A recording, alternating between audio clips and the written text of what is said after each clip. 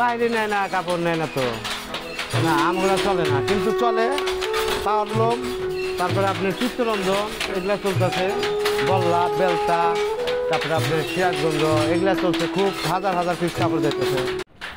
ফুলে ফুলে সাজিয়ে গাড়ি যেদিন আসবে বর তোমার বাড়ি, জেনে রেখো গো প্রিয়তমা, সেদিন জানাজা হবে আমার বাড়ি।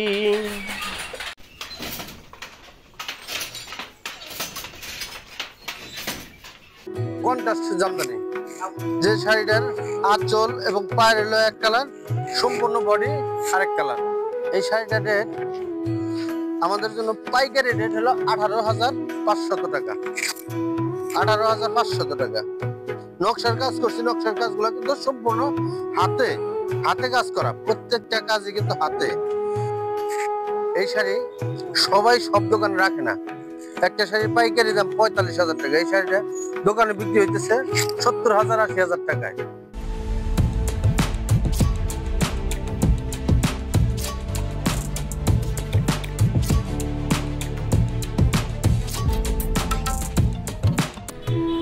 বাংলার মসলিন কাপড়ের ইতিহাস কম বেশি সবারই জানা, যা এক সময় হারিয়ে গিয়েছিল ব্রিটিশদের অত্যাচার ও অনুকূল পরিবেশের অভাবে।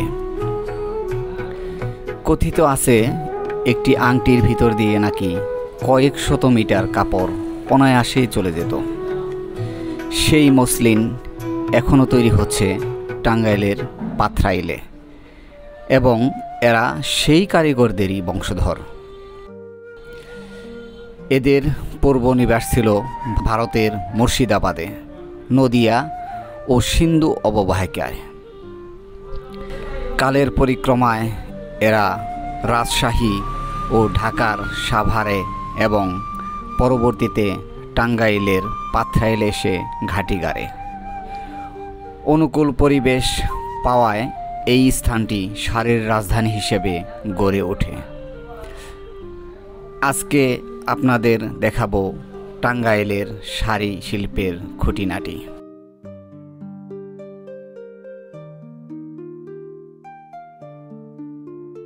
টাঙ্গাইল শহর থেকে প্রায় 6.5 কিলোমিটার দক্ষিণে দেলদুয়ার উপজেলায় পাথরাইল বাজারের অবস্থান।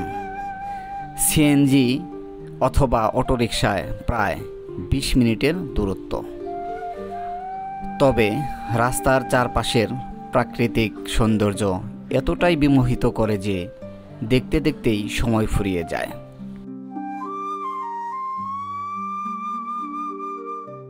পাথরাইল ইউনিয়ন পরিষদ রোড দিয়ে ঢুকলেই আপনার নজরে আসবে বড় বড় অনেক শাড়ির শোরুম।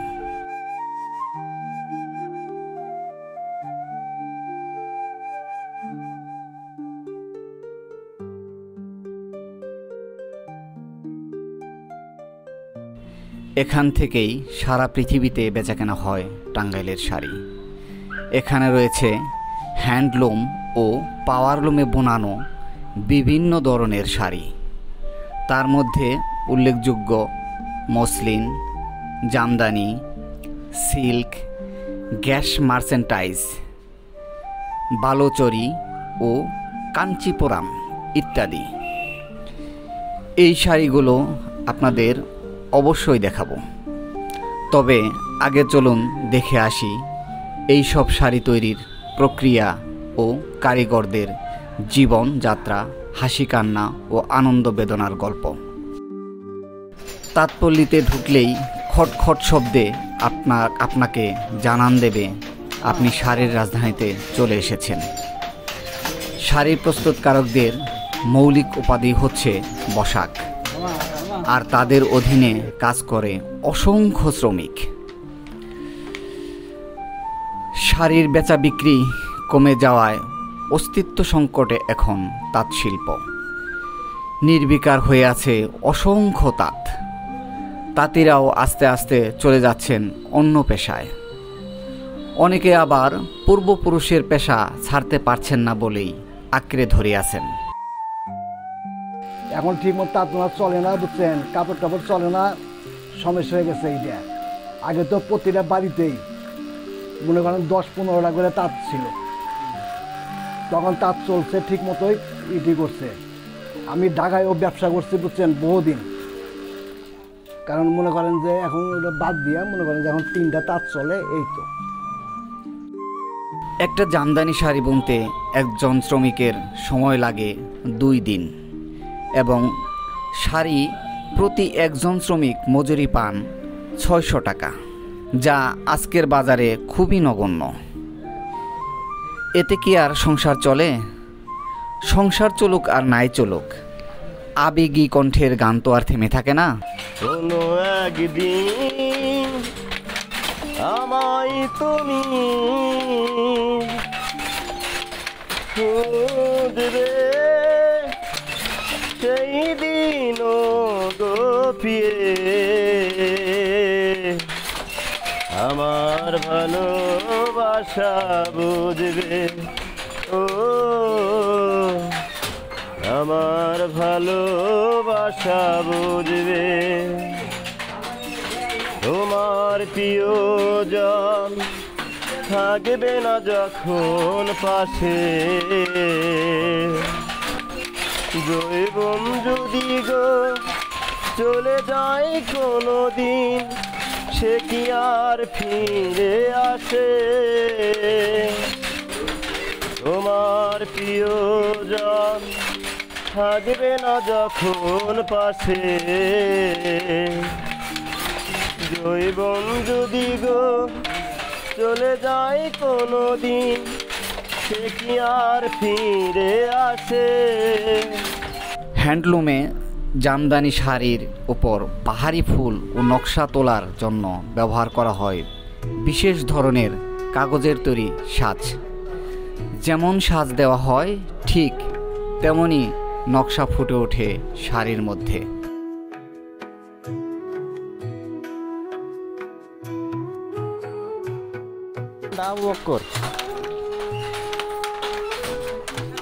আগের তুলনায় কমই হয়, চলে না। আমি কি করুম, কাজ শিখছি, এই যে অন্য কোনো কাজ জানি না। জামদানি শাড়ির ক্ষেত্রে বিশেষ মেশিন দিয়ে সুতা কেটে পরিষ্কার করে নকশাগুলোকে ফুটিয়ে তোলা হয়। আগে এই কাজগুলো করা হতো হাতে কাঁচির সাহায্যে, সময়ও লাগতো বেশি।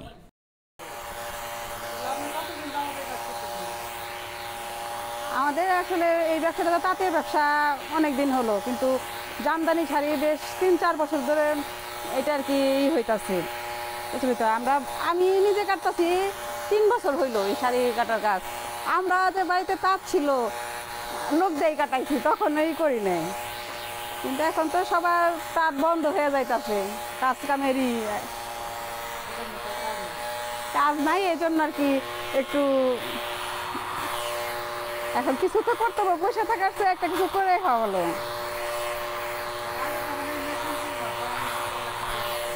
হাতে এলো এই যে কেচির সাহায্যে করে কাটা হতো।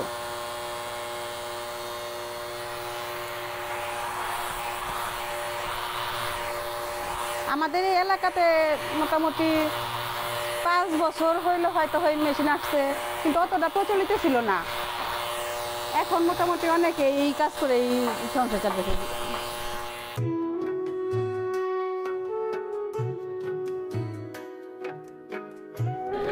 বিখ্যাত মসলিন শাড়ি খুবই ব্যয়বহুল হওয়ায় তা তৈরিও হয় স্বল্প পরিসরে।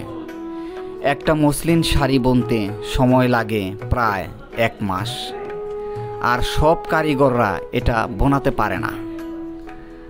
আমরা এই ভিডিওতে আপনাদের মসলিন শাড়ি দেখাবো।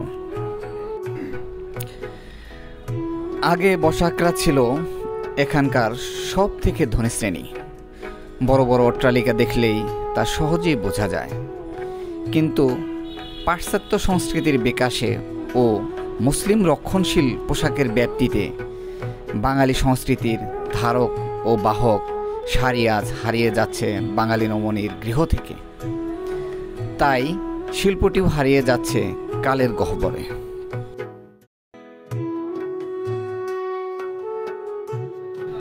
যাই হোক, চলুন দেখে আসি কি কি শাড়ি বিক্রি করা হয় এখানকার শোরুমগুলোতে।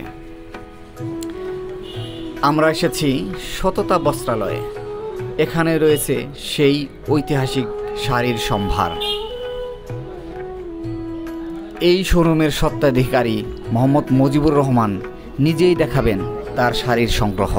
সততা বস্ত্রালয়ের নিউ কালেকশন বলতে এখন আমরা নতুন তৈরি করতেছি কন্ট্রাস্ট জামদানি।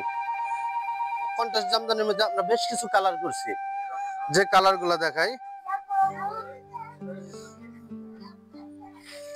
এটা রানী কালারের মধ্যে টিয়া কালারের আঁচল, রানী কালারের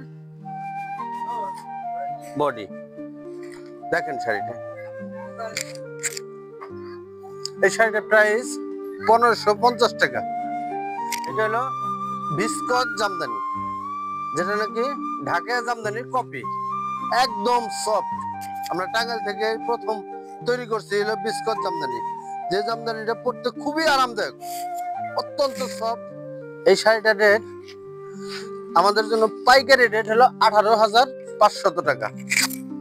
18,500 টাকা। দেখেন শাড়িটা বিশেষ দ্রষ্টব্য, মানে শুধু ভিআইপি কাস্টমারদের জন্য 18,500 টাকা পাইকারি দাম।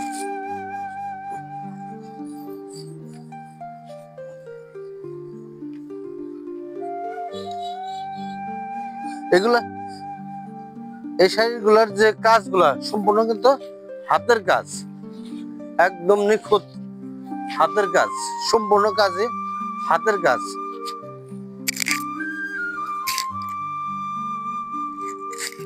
আমরা শাড়ি তৈরি করতে সাধারণত এইদিকে আর এইদিকে আমরা সুতা দিয়ে থাকি, কিন্তু এই শাড়িটার বিশেষ গুণত্ব হলো এই শাড়িটার এই বডির সুতাটা পায়রে আসে নাই এবং পায়রের সুতাটা বডিতে আসে নাই। নকশার কাজ করছি, নকশার কাজগুলো কিন্তু সম্পূর্ণ হাতে কাজ করা, প্রত্যেকটা কাজই কিন্তু হাতে। সাদার মধ্যে হালকা বিস্কিট কাজটাও কিন্তু অতুলনীয়, অপূর্ব সুন্দর, এত সুন্দর যে শাড়ির প্রশংসা করে শেষ করা যাবে না।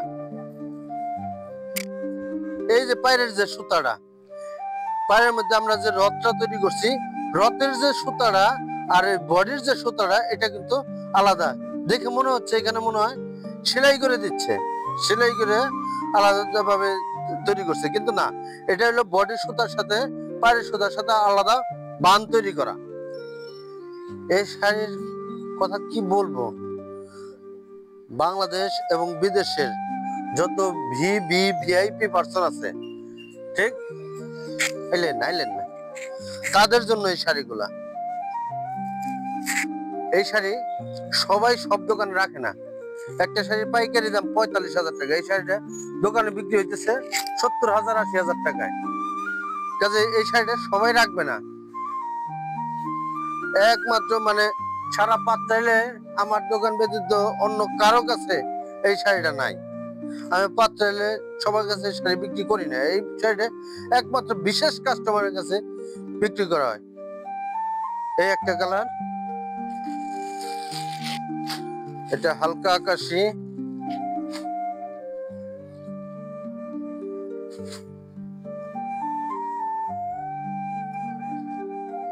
আমি একটা কম দামের জামদানি দেখাচ্ছি। এই শাড়িটা আমরা দিচ্ছি পাইকারি দাম মাত্র 1200 টাকায়। দেখেন, টাঙ্গাইলের শাড়ি শিল্প যে অবস্থায় এসে দাঁড়িয়েছে, হয়তোবা এই শাড়িগুলো একদিন সুদূর অতীত হয়ে যাবে।